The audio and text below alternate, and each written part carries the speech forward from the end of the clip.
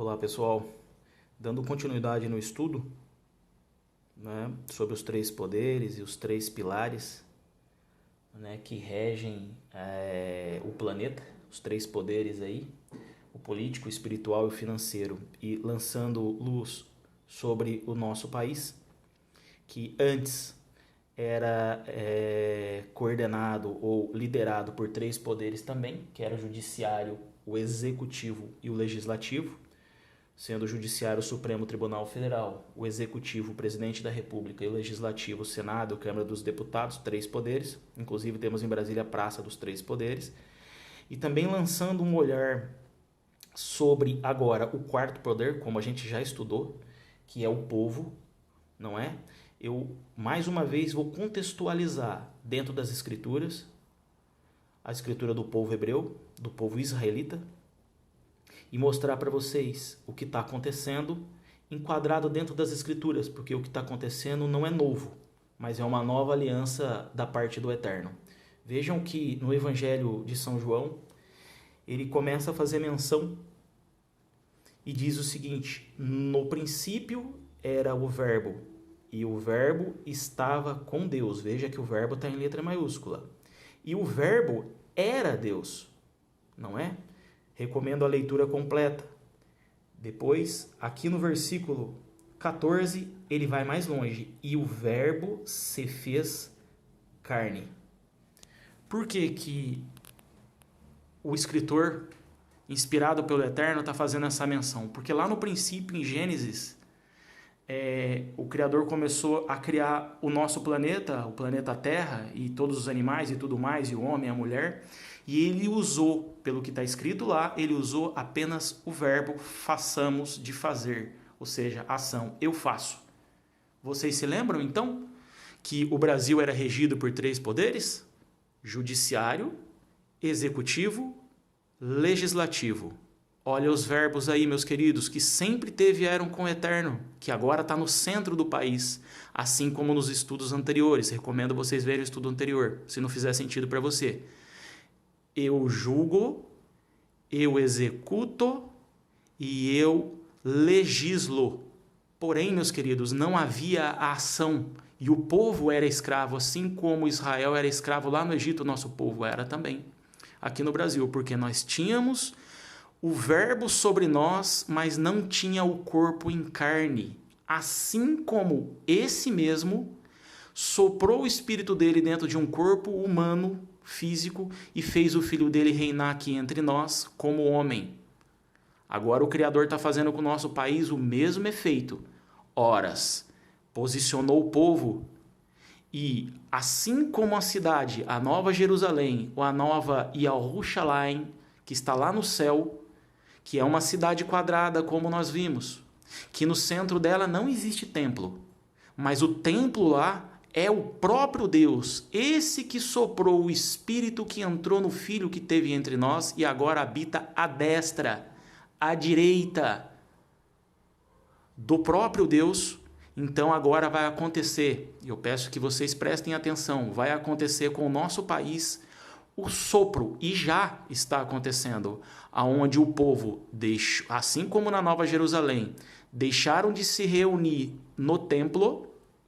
E hoje conclama-se, tanto o líder do país, como até os próprios líderes religiosos que antes incitavam o povo a estar no centro, que era o templo, a irem para as ruas. E a palavra povo se tornou uma palavra de ordem.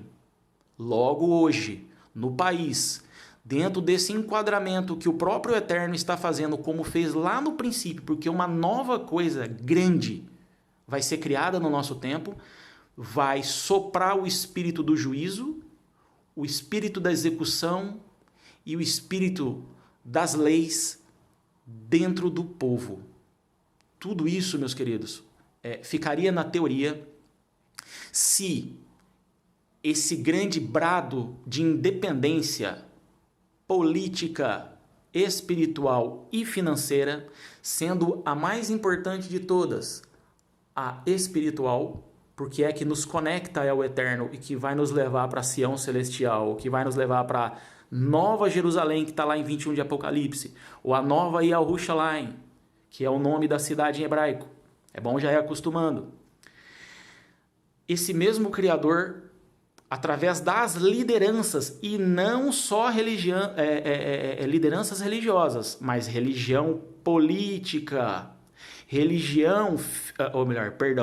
lideranças políticas, lideranças financeiras. Olha o agronegócio, vocês lembram do estudo do agronegócio? Todas essas lideranças, inclusive antes os religiosos que vão para as ruas e vai estar também no meio do povo como povo.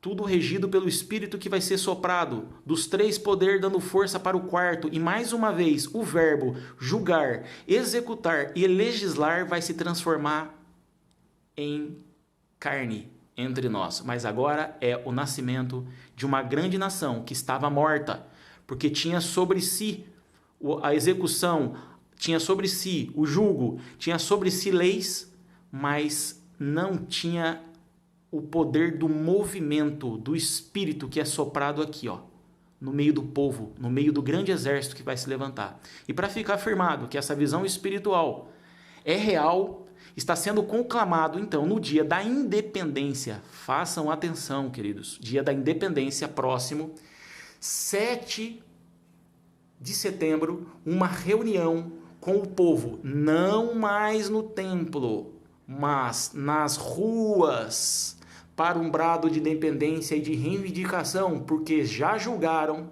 já viram e observaram as leis e agora o povo vai começar a executar. E vejam, o dia 7/9 é lua nova, meus queridos, é a festa das trombetas. Vou falar de novo, 7/9, lua nova, festa das trombetas, que está na Bíblia, está na Escritura. E aí então alguém pode falar, a festa das trombetas é só para os judeus? Está na lei? Está na lei, atenção, está na lei a festa das trombetas. Então eu pergunto para vocês, qual é o instrumento que simboliza a força, que simboliza a cultura dessa pessoa aqui, ó?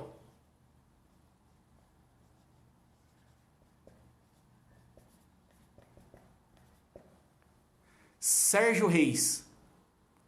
Nós aprendemos chamar de berrante. Nós aprendemos chamar de berrante, que é um artefato que tem a mesma função ou se assemelha, ou para não dizer, é um chofar, que é o chifre do boi, que será tocado no dia 7/9, representado, meus queridos, pelo financeiro, que é o que? O agronegócio, vídeo estudo passado.